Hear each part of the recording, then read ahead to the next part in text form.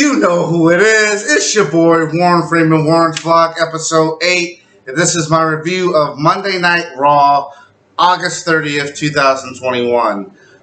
So before I even watched Raw this morning, I looked on my phone, and I was like, it said something about Charlotte and Nia Jax get into a shoot fight in the middle of a match. It was like a YouTube, because I follow What Culture. So I saw that notification, and then I saw it somewhere else. And I was going to click on it and watch it, but I was like, nah, let me just watch the show first and see what the fuck happened.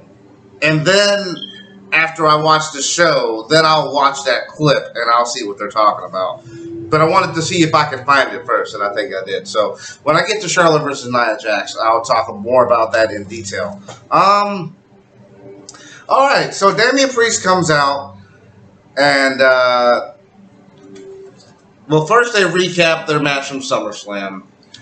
You know, how Damian Priest won. And I forgot to mention at SummerSlam, when I did my video for SummerSlam, Damian Priest, I don't like the Reckoning as a... I like the move, the Crossroads, or the Reckoning, or the Eye of the Hurricane. No, that's something else. But, like, I don't know what it is. I just don't like that move for Damian Priest. He just has so many other cool moves in his arsenal. Like, he has that roundhouse kick. He has the spin kick. He has that weird-looking choke slam thing. Like, he just has so many cool moves in his arsenal. And for me personally, I don't like the Reckoning as a finish for Damian Priest. Now, I will say, I like how they got into it. I like how he hit it on Drew McIntyre later on in the show. But again, I'll get to that when I get to it. But that's just my personal opinion. He comes out, he cuts a promo. He says it feels good to be the U.S. champion. And I want to do this title some respect. You know, I want to show this title the respect that it deserves, like U.S. champions before me. And then he mentions Rey Mysterio, he mentions Jeff Hardy, and then he mentions John Cena. And then, of course, you know, when he mentions John Cena, that goes into the U.S. Open Challenge, which is what John Cena made famous 6 years ago when he was U.S. champ. The Rey Mysterio line kind of, like, rose an eyebrow for me, because I was like, Rey Mysterio was U.S. champion long enough.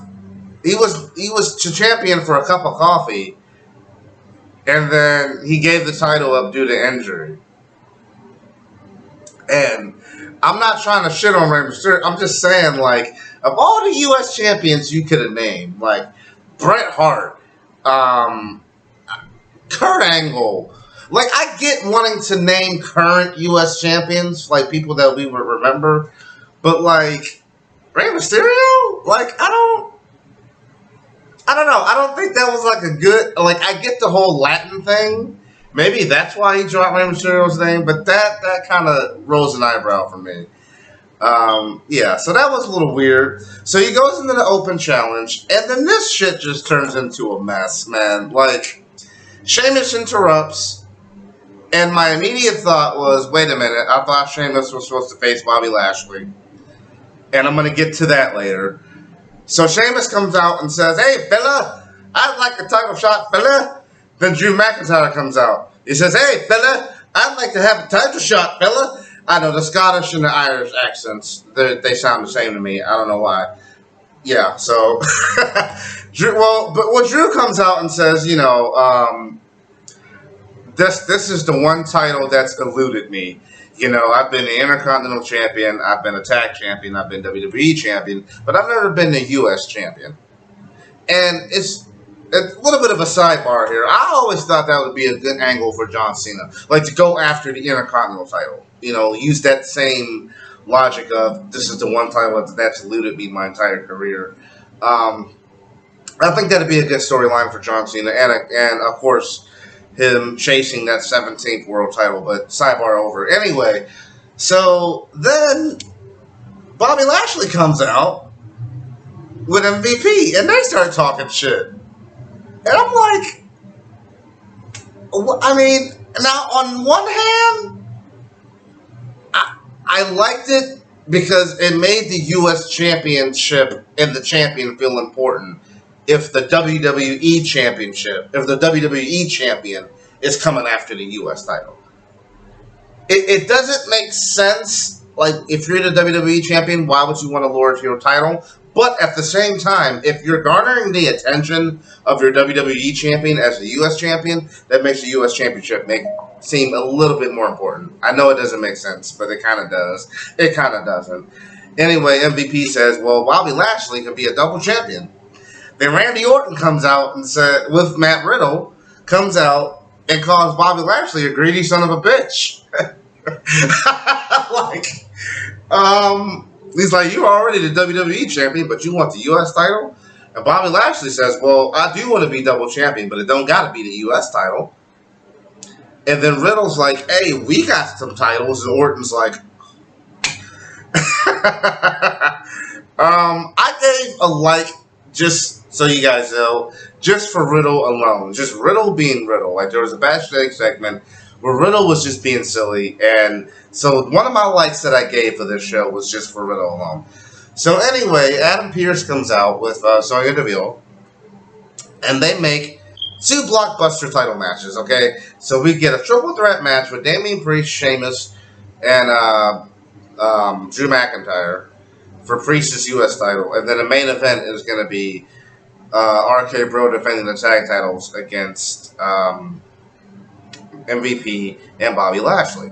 Now, last week, and this is why I'm pissed off about this. I gave the like a segment, but last week, I made it a point in my video to talk about the matches that were supposed to happen this week, okay? Because they advertised Bobby Lashley versus Sheamus. They advertised Miz versus John Morrison, which I thought should be blown off on a pay-per-view. And maybe they will blow it off on a pay-per-view. And then they advertised Doudrop versus Eva Marie. And fuck, none of those matches happened tonight. None of them. And I'll get to that later at the end of the video. So then Rhea Ripley comes out in the middle of all these congregated wrestlers. Like Adam Pearce is still out here. Randy Orton and Matt Riddle are still out there. You got Sheamus and Damian Priest and Drew McIntyre in the ring. And Rhea Ripley just comes out and, this is my brutality! And everybody's still out there. And that was kind of weird. Then we go to commercial break. I guess everybody just leaves and Rhea Ripley's in the ring. She introduces Nikki ASH. Another quick sidebar. So one of my friends went to Raw last night in Oklahoma City. And I guess she tried to get an interview, or get a Nikki to sign a picture for her. And I guess Nikki Cross was a little bit of a bitch, which is surprising to me because, you know, she plays this nice person on TV, but I guess in real life, she's not that pleasant. So, sidebar over. We go to Rhea Ripley versus Shayna Baszler. I like this match. Before the match started, Nia Jax grabbed the mic and said, I don't know what my tag team partner is going to be able to do to you guys tonight, but just know that when this match is over, I'm going to flatten both you, Rhea Ripley, and Nikki ASH outside and around the ring. And Shayna Baszler was like, well, what the hell? You just throwing shade on me. Oh, and she also promoted her match with Charlotte Flair later on, which I can't wait to talk about that shit. So, Rhea Ripley gets her ass kicked, like, this entire match. And, I mean, there's a couple of hope spots, but for the most part, you know, Rhea gets the business. Like, Shayna Baszler gives her the business the whole match. So towards the end, Nia Jax runs across the ring, on the outside of the ring, takes out Nikki ASH, gives her a Samoan drop on the outside of the ring. And I thought they were going to do the wrestler gets distracted trope that they always do. And sure enough, Shayna Baszler rolled up Rhea Ripley. But then Rhea Ripley countered and entered her own roll up and got to 1, 2, 3. Nia Jax hit the ring and then beat down Rhea Ripley and gave her the Samoan drop. So she stayed true to her promise. She was going to splash or smash both of them, and she did. Viking Raiders promo after this. They said the raid was on. We transitioned into the Viking Raiders. I originally wrote Veer and Shanky versus the Viking Raiders, but I guess Shanky was on the outside of the ring and Jinder was in the ring. So it was Veer. It was the Viking Raiders versus Veer and Jinder Mahal. Veer hit this weird looking Thesz press. Like, you know when Stone Cold does the Thesz press, he like make body to body contact and he does the punches. Veer like jumped into the air and hit the Thesz press and like bounced off of, I think it was Ivar or Eric. And it was weird looking. That was weird.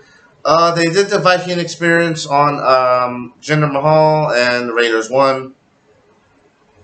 It's always good to see Ray Rowe on TV.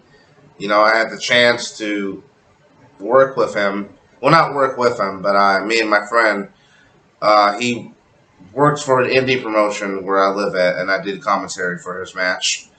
So that was kind of cool. I got to work with him a little bit on the indies, and it's nice to see people you work with making in the WWE. They had this weird NXT promo all night. They showed it like 3 times, where it was like this weird painting, and it was like a weird NXT thing. I don't know what the fuck that's about, but yeah. Then we go to Sheamus. Oh, Sheamus gets a jobber entrance. I just wrote that down. So Sheamus got a jobber entrance for some reason. Drew McIntyre makes his entrance. Damian Priest makes his entrance.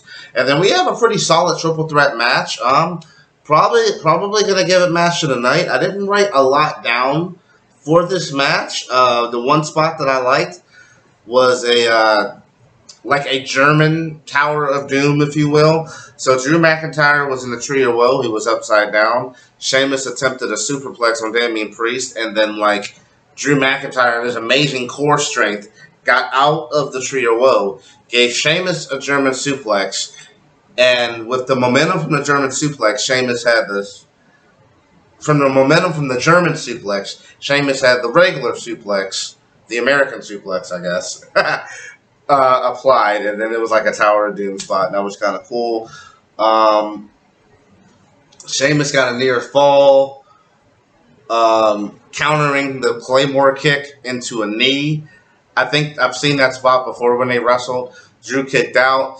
Then Sheamus hit the white noise from the middle rope, and Damian Priest broke that up, but Drew still made sure to get his shoulder up. And Drew set up for the Claymore again.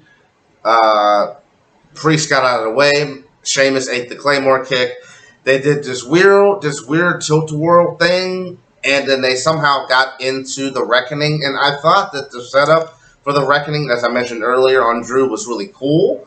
And again, I'm not against the move. I just don't think it's the right move for Damian Priest.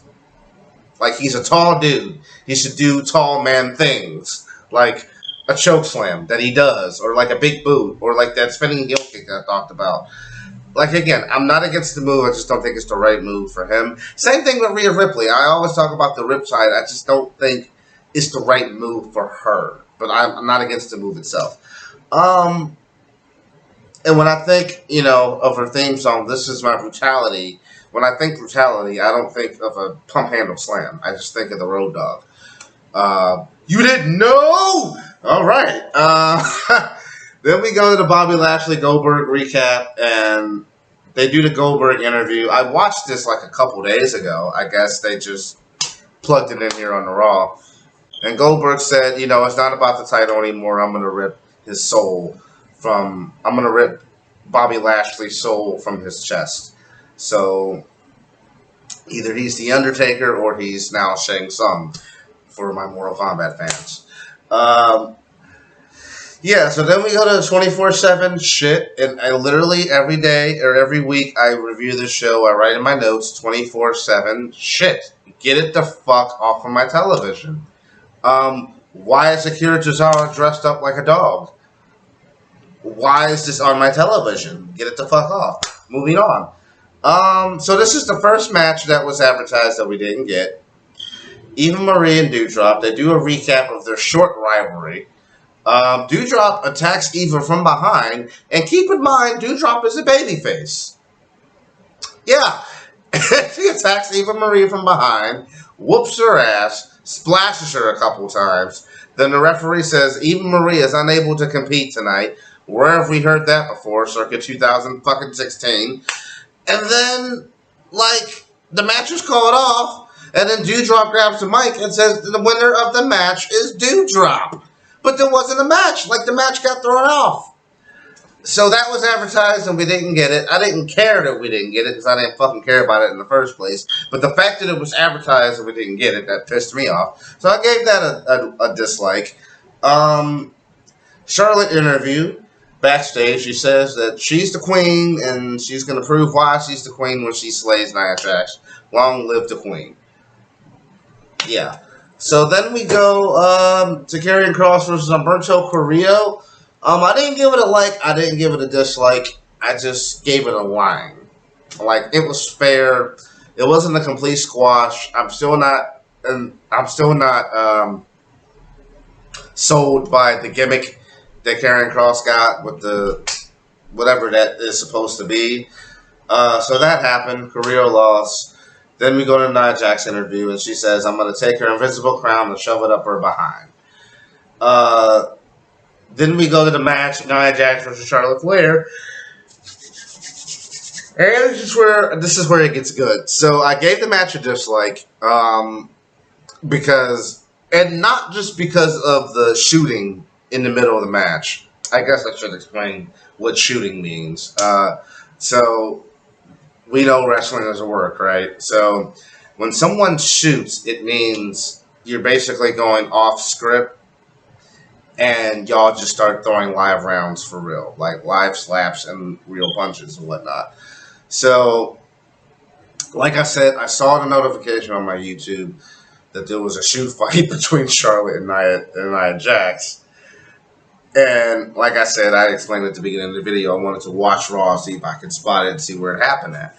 So, this is where I think it started. So, Nia Jax hit a spine buster. And before Nia Jax could even get a 1 count, Charlotte just like kicked out and just got out of the ring. And then got back in the ring. They did some more shit. And then like Nia went for a Samoan drop and completely dropped Charlotte on her head. And then it was like a bunch of slaps and punches. And like Charlotte looked like she was trying to choke Nia for real with a guillotine. It was disgusting. And then Nia just kind of won. With like a weird spinebuster powerbomb looking thing. And that was it. I gave it a dislike, like I said, not just because of what happened in the middle, just because I don't think they didn't have a good match. So then we go backstage and Morrison kind of explains why Miz isn't there. He says that Miz ran off to Hollywood. I don't know. But Miz wasn't on the show. Then Morrison says, "I want to prove to Miz that I'm the bigger man." And he says, the only way to do that is to challenge you, Omos, because you're a big man. That makes no fucking sense whatsoever. We go to the match. Omos crushes him. I gave it a dislike. Then Xavier Woods comes out and wrestles AJ Styles. The match was okay. Styles worked the leg. And then Styles got the calf crusher, and Woods tapped out. It was a pretty decent match. I gave that a like. The main event, RK Bro versus Lashley and MVP. I gave the match a like, but then I gave the ending of the match a dislike. Because I love how the referee just can decide when he should follow the rules and when he shouldn't. So Omos and AJ sit ringside during the match. Omos gets involved and attacks Randy Orton. The referee sees this, but doesn't ring the fucking bell. I don't understand that. Yeah. So MVP goes down. Riddle gets him down. He's just a floating bro on MVP. He pins MVP for the 1, 2, 3. Then Orton hits the RKO on Bobby Lashley to end the show.